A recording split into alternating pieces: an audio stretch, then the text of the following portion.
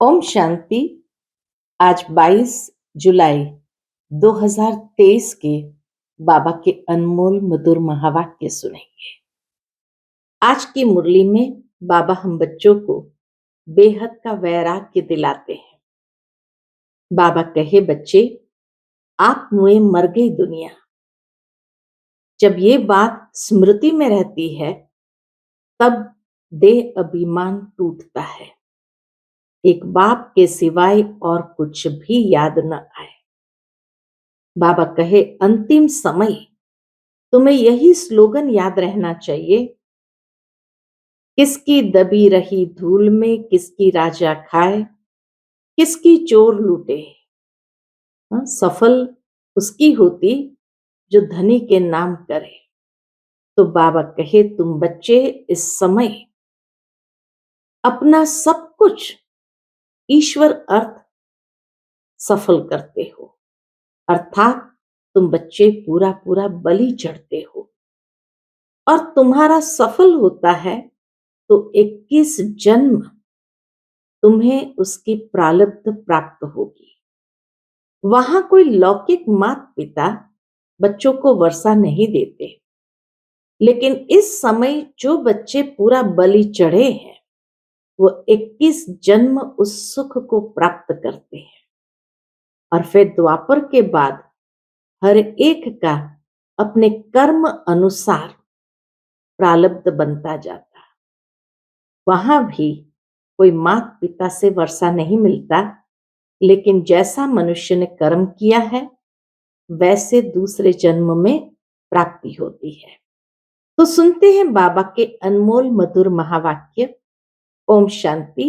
मीठे बच्चे आप मुए मर गई दुनिया। बाप का बनना अर्थात देह अभिमान टूटना। एक बाप के सिवाय और कुछ भी याद न आए। आज की मुरली से प्रश्न है, अंत का समय समीप देखते हुए कौन सा स्लोगन सदा याद रखना है?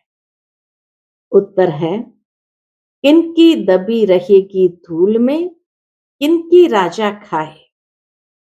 ये स्लोगन सदा याद रखो, क्योंकि अभी दुख के पहाड़ गिरने हैं, सबका मौत होना है। तुम बच्चे तो अभी बाप पर पूरा बलि चढ़ते हो, तुम्हारा सब कुछ सफल हो रहा है। तुम एक जन्म बलि चढ़ते, बाप 21 जन्मों के लिए बलिहार जाता है। 21 जन्म तुम्हें लौकिक माँ बाप के वर्षे की दरकार नहीं। द्वापर से फिर जैसा कर्म वैसा फल मिलता है। तो इसी तरह बाबा कहे, सतयुग त्रेता में तो यहाँ के पुरुषार्थ की प्रारब्ध है और द्वापर के बाद जैसा कर्म वैसा फल। आज की मुरली से पहले गीत है, मैं एक नन्हा सा बच्चा हूं। ओम शांति। यह तो मनुष्य मात्र जानते हैं कि ऊंचते ऊंच भगवान है। भगवान को हमेशा परम पिता परमात्मा कहते हैं और उनका ऊंचा नाम भी है, ऊंचा ठाव भी है। सबसे ऊंच मूल वतन में रहते हैं। अब जबकि गॉड फादर कहते हैं तो जरूर बच्चे ही ठहरे। ऐसे तो नहीं कह सकते हम फादर हैं।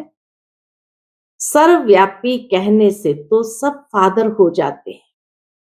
उनको तो हमेशा परे ते परे परमधाम में रहने वाला परम पिता परमात्मा कहा जाता है। ऊंचते ऊंच भगवत, इसीलिए सब भक्त उनको याद करते हैं। कहते भी है, भगवान को ही भक्तों को भक्ति का फल देने यहां आना पड़ेगा। वह बाप है स्वर्ग का रचयिता। क्रिएटर जरूर नई दुनिया ही रचेंगे, तो वह आएगा कहां? क्या पतित दुनिया में व पावन दुनिया में कहां आएगा? देखो, यह बात अच्छी रीति धारण करने की है कि भगवान आकर के भक्तों को भक्ति का फल कहां देंगे? यहां देंगे या स्वर्ग में देंगे? तुम कोई छोटे नहीं हो। शरीर के ऑर्गन्स तो बड़े हैं ना।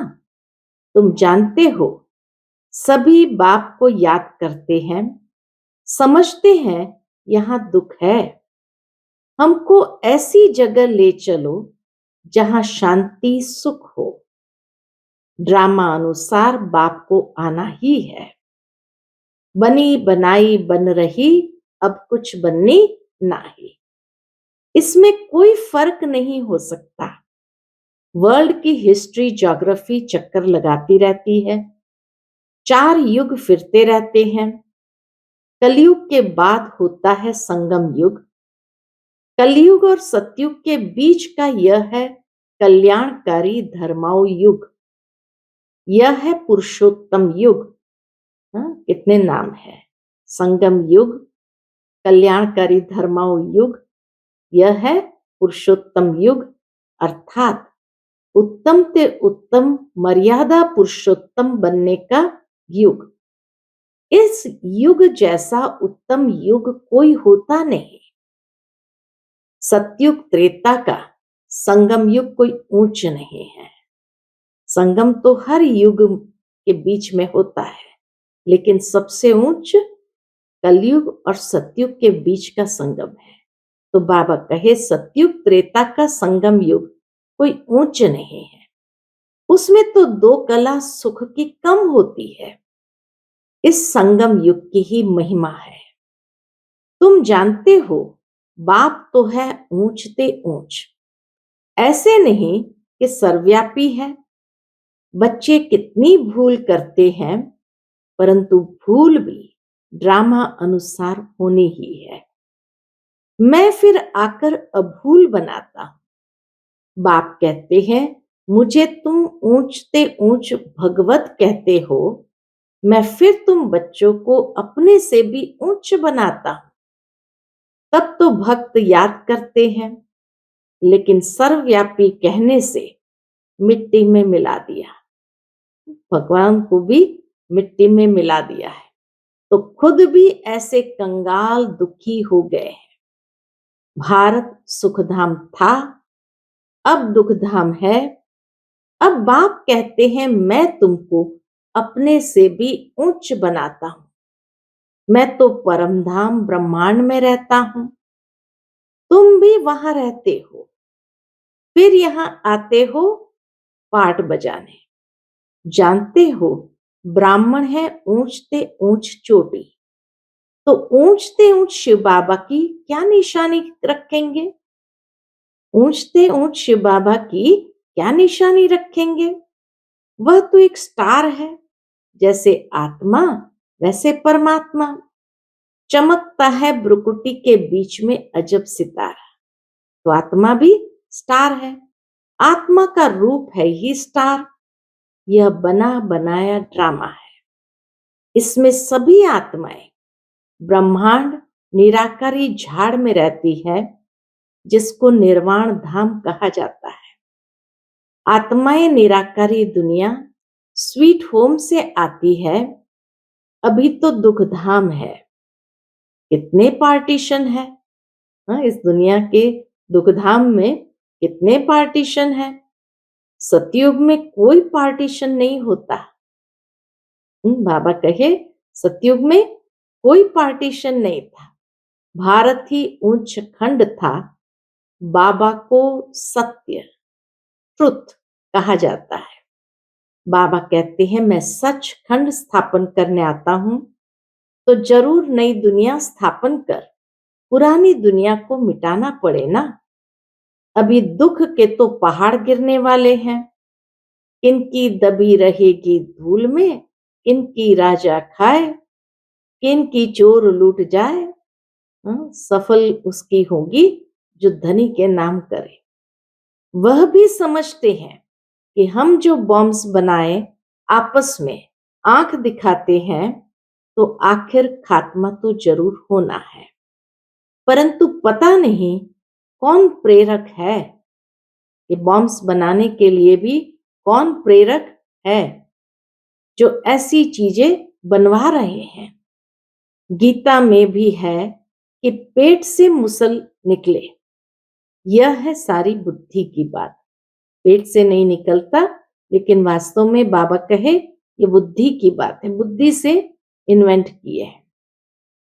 बॉम्ब्स निकालते हैं अपने नेशन का विनाश करने। यादव, कौरव, पांडव 3 सेनाएं हैं ना। यादव कौरव लड़कर खत्म हुए, यादव और कौरव लड़कर खत्म हुए, बाकी कौरव पांडव की कोई लड़ाई नहीं होती। तुम्हारी कोई से युद्ध नहीं, तुम हो योग बल वाले राज ऋषि। बाबा कहे तुम हो योग बल वाले राज ऋषि। सन्यासी है हठ योग ऋषि, वह शंकराचार्य, ये शिवाचार्य, श्री कृष्ण आचार्य नहीं कहेंगे।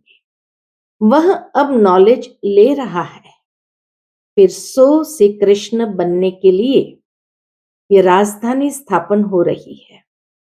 तुम पतित कांटों से दैवी फूल बन रहे हो। गीता में भी सुना, आओ अजामल जैसे पापियों का उद्धार करो। गाया भी जाता है पतित पावन, वही सतगुरु है जो तुमको नर से नारायण, राजाओं का राजा बनाते हैं। यह है एम ऑब्जेक्ट। ये पाठशाला है ना, नर से नारायण बनने की, यह है एम ऑब्जेक्ट, क्योंकि पाठशाला में इसमें हम नर से नारायण, नारी से लक्ष्मी बनते हैं। इसमें अंधश्रद्धा की बात नहीं। स्कूलों में भी एम ऑब्जेक्ट होती है ना। तुम बाप के पास आए हो बेहद का वर्षा लेने, वहां का वर्षा यहां लेना होता है। वह है ही सुखधाम, यह है दुखधाम। गीत में सुना, मैं छोटा सा बच्चा हूं, मैं नन्हा सा बच्चा हूं। तुम बच्चे हो ना, कोई 25 वर्ष का, कोई 20 वर्ष का। बाबा कहते एक दिन का बच्चा भी वर्षा ले सकता है। बेहद का बाप फिर भारत को हीरे जैसा बनाने आया है। सतयुग में कितने हीरे जवाहरों के महल थे, बात मत पूछो। फिर जब भक्ति मार्ग शुरू होता है तो पतित राजाएं बैठ सोमनाथ जैसा मंदिर बनाते हैं। राजाओं के पास मंदिर होते हैं, आजकल तो बहुत ही मंदिर बनाते रहते हैं। सबसे मुख्य मंदिर किसने बनाया होगा? सबसे मुख्य मंदिर किसने बनाया होगा? जो पूज्य से पुजारी बनते हैं, जरूर उन्होंने ही बनाया होगा। आप ही पूज्य, आप ही पुजारी, ये महिमा परमपिता परमात्मा की नहीं है। उनकी महिमा तो सबसे न्यारी है। हर एक मनुष्य की महिमा अलग होती है। ऊंचते ऊंच महिमा है बाप की, जिससे तुम 21 जन्मों का वर्षा पाते हो। फिर द्वापर से लेकर तुम लौकिक बाप का बच्चा बन जैसे जैसे कर्म करते हो ऐसा जन्म लेते हो। धन दान करने से एक जन्म अल्पकाल सुख का वर्षा मिल जाता है। राजाएं भी तो रोगी बनते हैं ना, राजाएं भी तो रोगी बनते हैं ना। स्वर्ग में तुम रोगी नहीं बनते हो। तुम्हारी एवरेज 150 वर्ष आयु रहती है। कितने हेल्दी रहते हो, बीमारी दुख आदि का नाम नहीं। शिव बाबा बच्चों के लिए सौगात ले आते हैं। इसको हथेली पर बहिश्त कहा जाता है। पुरुषार्थ करना चाहिए, चाहे सूर्यवंशी बनो, चाहे चंद्रवंशी बनो, चाहे शाहूकार प्रजा, एम ऑब्जेक्ट तो है श्री कृष्ण जैसा बनना। बाकी श्री कृष्ण वाच तो कभी हुआ नहीं है, यह है भगवान वाच। समझाया जाता है, यह है रुद्र ज्ञान यज्ञ। राजस्व अर्थात स्वराज्य प्राप्त करने के लिए शास्त्रों में तो बड़ी कहानी लिख दी है। बाप पर बलि चढ़ने से बाप फिर 21 जन्म बलि चढ़ते हैं। बाप तुम बच्चों को ऊंचे ते ऊंच बनाते हैं। ब्रह्मांड में रहने वाले ब्रह्मांड के मालिक ठहरे ना, फिर तुम विश्व के मालिक बनते हो। मैं विश्व का मालिक नहीं बनता, तुमको बनाने के लिए आता हूं। तुम कहते भी हो पतित पावन आओ, आकर पावन बनाओ। फिर सर्वव्यापी कैसे ठहरा? सदगति दाता पतित पावन तो एक ही बाप है। इस समय सभी तमो प्रधान बन गए हैं। सतो रजो तमो से सबको पास करना ही है। हर चीज पहले सतो प्रधान होती, फिर तमो प्रधान बनती है। सतयुग में भी देवी देवताएं सतो प्रधान, फिर त्रेता में सतो रामराज्य क्षत्रिय, फिर रजो में वैश्य, तमो में शूद्र वर्ण भी है ना। विराट रूप में देवता क्षत्रिय वैश्य शूद्र दिखाते हैं, बाप और ब्राह्मण गुम कर देते हैं। तुम ब्राह्मण देवताओं से भी उच्च हो, क्योंकि तुम भारत की उच्च सेवा करते हो। तुम हो श्रीमत पर श्रेष्ठ ते श्रेष्ठ, ऊंच ते ऊंच भगवान की मत मिलती है, जिससे तुम भी श्री लक्ष्मी नारायण बनते हो, श्री श्री शिव बाबा द्वारा। फिर माया का प्रवेश होता है तो तुम आसुरी बन पड़ते हो। कल्प कल्प बाबा ऐसे आकर समझाते हैं। बाबा ने ज्ञान का कलश तुम माताओं पर रखा है, मनुष्य से देवता बनाने।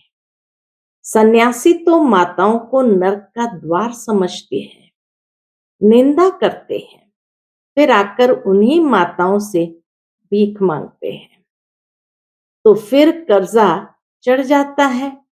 इसलिए पुनर्जन्म फिर भी गृहस्थियों के पास ले, फिर सन्यास करते हैं। कितनी सूक्ष्म कर्म की ये गति बताई कि सन्यासी सन्यास करते घर बार छोड़ देते हैं और फिर आकर के माताओं से ही भीख मांगते हैं, भिक्षा मांगते हैं।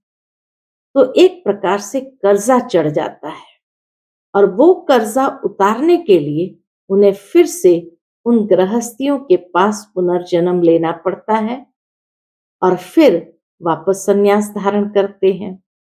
पुनर्जन्म नहीं लेते तो फिर इतने ढेर सन्यासी कहां से आते? भारत पवित्र था, संपूर्ण निर्विकारी दुनिया कहा जाता है। बरोबर देवताओं के आगे महिमा गाते हैं। आप सर्वगुण संपन्न, 16 कला संपूर्ण। फिर अपने को कहते हैं मैं निर्गुण हारे में कोई गुण नहीं। सर्वगुण संपन्न ये शिव बाबा की महिमा नहीं है, ये देवताओं की महिमा है। परंतु पूरा ज्ञान न होने कारण राम सीता के आगे भी ये महिमा कर देते। शिव जयंती मनाते हैं परंतु समझते कुछ भी नहीं है। तो बाप कहते हैं तुम्हारा अब ज्ञान का तीसरा नेत्र खुलता है। देवताओं को तीसरा नेत्र होता नहीं। चित्रों में देवताओं को दिखाते हैं परंतु वास्तव में है तुम्हारा। ये तीसरा नेत्र भी बाबा कहे है तुम्हारा, परंतु तीसरा नेत्र खुला फिर बंद भी हो जाता है। आश्चर्यवत सुनंती वसंती, औरों को सुनावंती, फिर भी भागंती हो जाते हैं।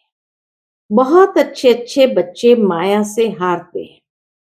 बाप युद्ध कराते हैं 5 विकारों पर जीत पहनाने लिए, बाकी और युद्ध तो है नहीं। तुम अभी हो ब्रह्मावंशी, फिर देवता बनेंगे। अभी शूद्र से ब्राह्मण वर्ण में आए हो। इस समय सृष्टि का चक्र पूरा बुद्धि में है, नाटक पूरा होता है। बाप ले चलने के लिए आए। माया ने सबको पतित बनाया है। अब बाप कहते हैं योग अग्नि से तुम विकर्मा जीत बनो। इसमें मेहनत है और कुछ करना नहीं है, बाप को याद करना है। बाबा हम आपके थे, आपने हमको फिर सतयुग में भेजा, पुनर्जन्म सतयुग में लेते रहे, फिर त्रेता में आए तो पुनर्जन्म त्रेता में लिए। इसको भी बाप कहते हैं तुम अपने जन्मों को नहीं जानते हो।